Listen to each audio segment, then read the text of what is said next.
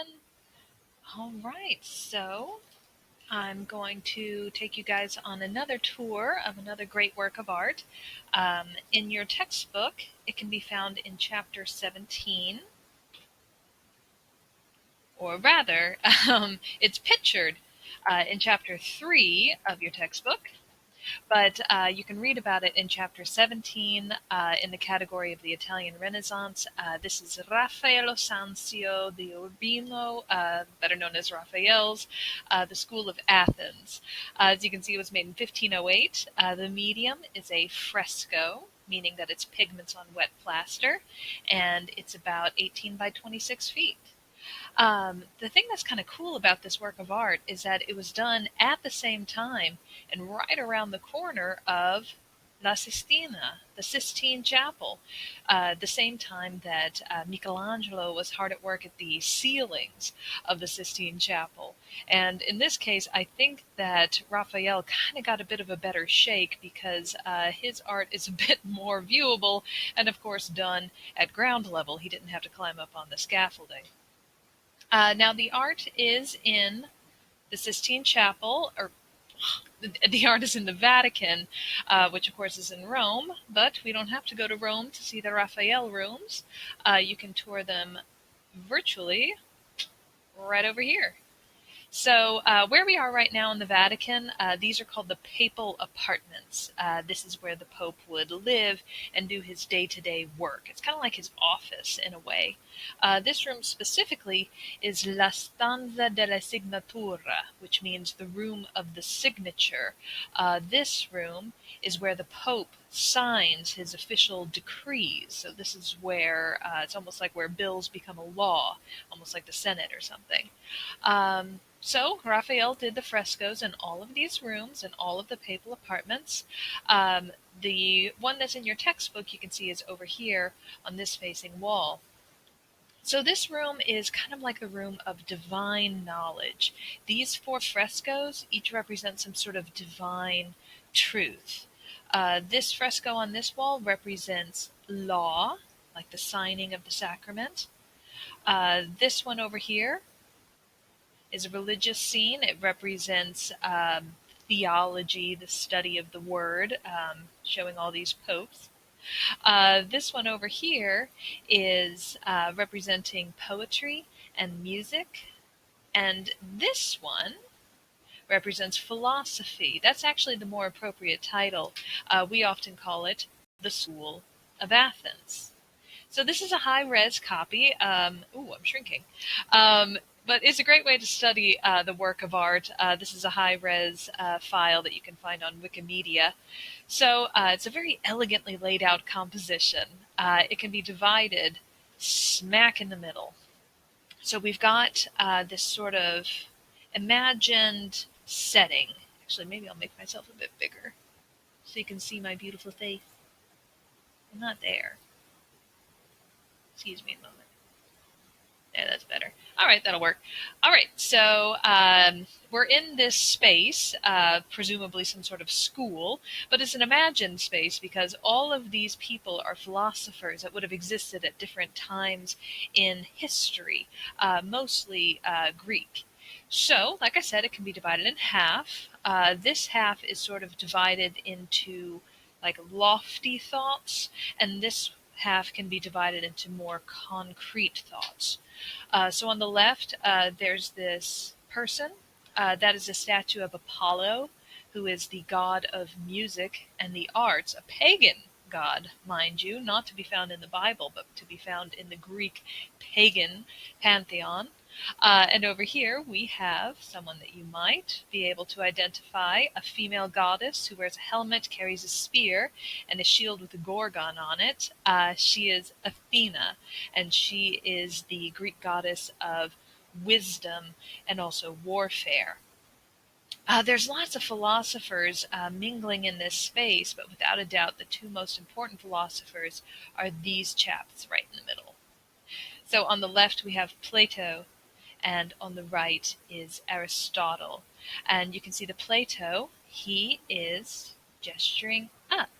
His finger is pointing up, and he's holding a copy of Timeo, which means like his commentaries of Timaeus and Critias. So he's gesturing up. And it's hard to summarize, but part of Platonism is this sort of belief that there's this almost like divine reality, that we can be awakened to this higher train of thought. And you can see that Aristotle disagrees with him. His hand is down. He's got that great sort of foreshortened Jack Kirby comic strip hand, and he's gesturing downwards.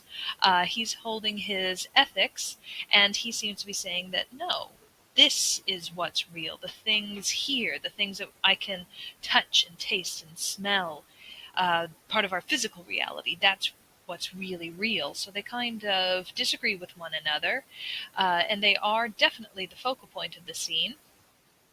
Because if you take a look, this work of art is a perfect example of that theory of linear perspective. All the lines meet right in the middle of those two guys.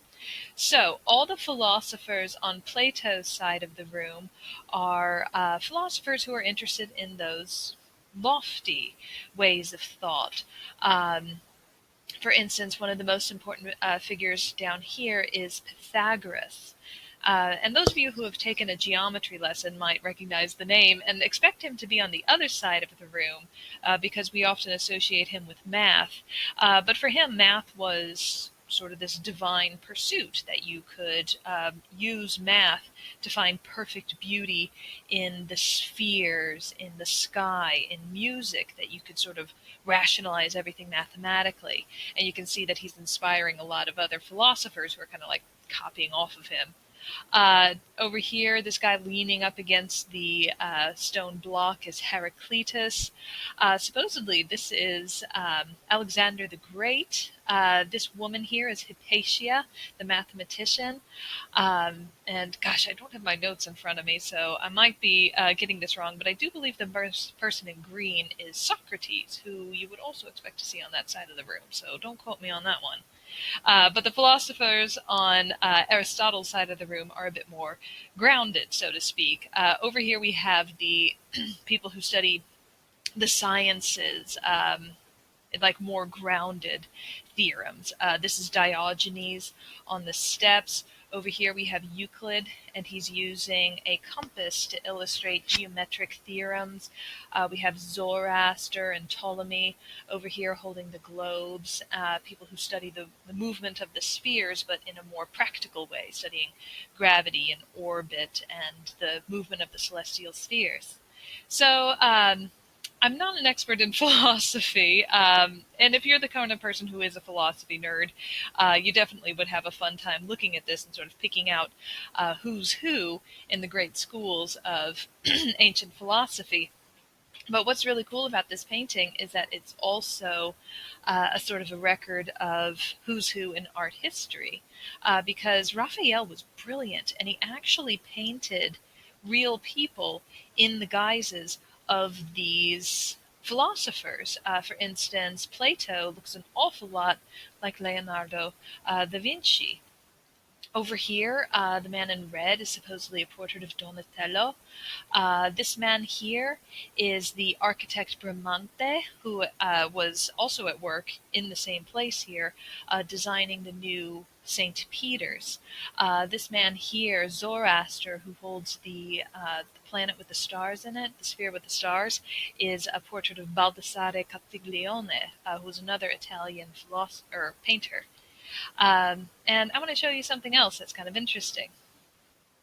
So here's a few more close-ups that I've arranged. On the top, you see a close-up of the School of Athens, and on the bottom, we have a preparatory sketch, a series of drawings that are actually made to be life-size to transfer over to the original painting so that it can be kind of a like a guide. And if you remember your vocabulary terms from the chapter on drawing, you know that that drawing is called a cartoon.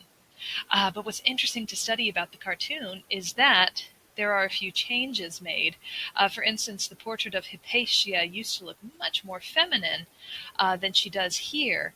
Her guise was altered a bit to be less feminine and more masculine because, well, then as in both in ancient Greece and I suppose in the Renaissance, the idea of having a female philosopher was inappropriate, so she was edited to have more masculine features.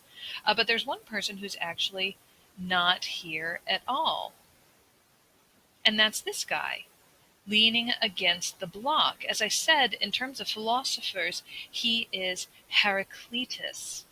But in terms of artists, this is actually a portrait of Michelangelo. And he wasn't included in the original sketches because I don't think that Raphael had met him yet. They were both at work in the Vatican at the same time. But yeah, I don't think that they really knew each other. And since they were both hard at work making frescoes in the same city at the same time, they definitely would have shared resources. And I think that Raphael appreciated what he was doing and sort of, as an afterthought, included Michelangelo as an entrant into this scene. And what an honor to be included in this great painting. As I said, in terms of philosophers, he is Heraclitus the Brooder, and that's actually really good casting for Michelangelo, because Michelangelo was kind of a stick in the mud by all accounts, a real grouch, but I don't blame him, because, like I said, the Sistine Chapel ceiling is a pretty crappy job compared to this, which would have gotten probably a lot more praise. But yeah, I thought that it was really nice that he included him in his painting. And he is kind of set aside from everyone else. He's sort of a little off. His perspective goes in a different direction. It doesn't point inwards towards the center, but sort of off on another tread. Yeah, and I think part of that is because Heraclitus and Michelangelo just kind of don't fit in, but also perhaps because he was an afterthought. And the last person I want to point out is actually over here on the right. On the very right-hand side, there's someone who's looking out at us. This guy over here in the red with the little cap on, that's actually a self-portrait. That is Raphael. And this was pretty common in the Renaissance. Artists didn't necessarily put their signatures on their works of art. They would put their faces there. So you'd have a whole group of people, and there's one person sort of like peeking out over the side, sort of photobombing their own works of art. And that's what Raphael has done. And I think he should be very proud of what he's made. This is just about as Renaissance as you can get. It's math, it's philosophy, it's art history, it's pagan Neoplatonic philosophy, but also don't forget this work of art celebrating pagan philosophy is in the middle of the Vatican City, the most holy place on planet Earth. And the fact that Pope Julius II appreciated knowledge and art as much as he did makes this just, in my point of view, the most Renaissance work of art ever. But in keeping with my sort of goofball lecture method, I wanted to leave off with not just a close-up of some of the figures in the piece, but one of my favorite memes. It always makes me laugh. But yeah, that is the School of Athens. Yeah, I hope that you enjoyed this little tour that I was able to give you of the painting. I hope you found it interesting. Unfortunately, this is a piece I wasn't able to see in person whenever I toured the Vatican. It would have been a long day, and my brother and his wife kind of wanted to get out and go get some lunch. So maybe next time if I ever head back to Rome. But I suppose a virtual tour is better than nothing. And yeah, thank you very much for sharing it with me.